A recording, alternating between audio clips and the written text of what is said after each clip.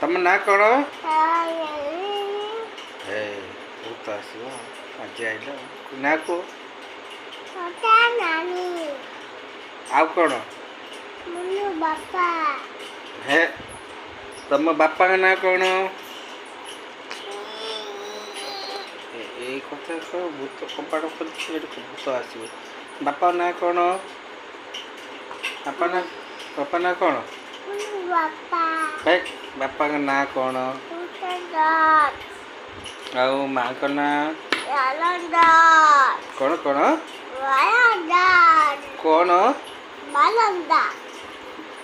ମା ନା ଭାରତ ଦାସ। ଆଉ ତମ ମାମାଙ୍କ ନାଁ କ'ଣ?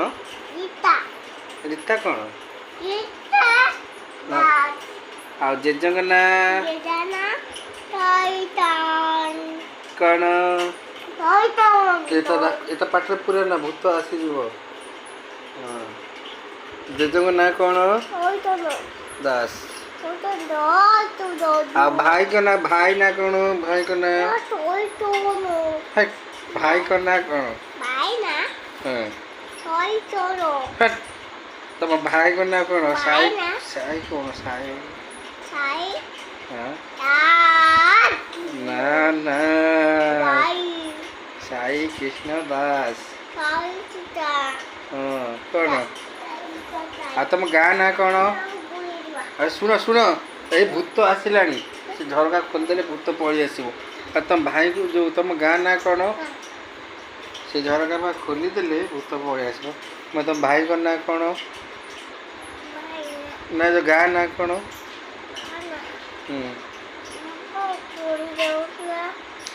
ହେଇଗଲା ଏବେ ଗାଁ ନାଁ କ'ଣ କୁହ?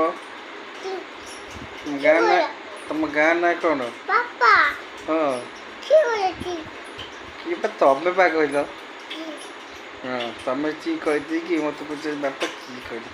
ତମ ଗାଁ ନାଁ କ'ଣ? ଗାଁ ନାଁ କ'ଣ କହୁନା? କଥା ମାନିବନି ଆଉ କବାଟ ଖୋଲିଦେବି ଆଜି ଭୂତ ପଳେଇ ଆସିବ। ଆଉ ନା ନା ଆଉ ତମ ଗାଁ ନାଁ କ'ଣ କୁହ?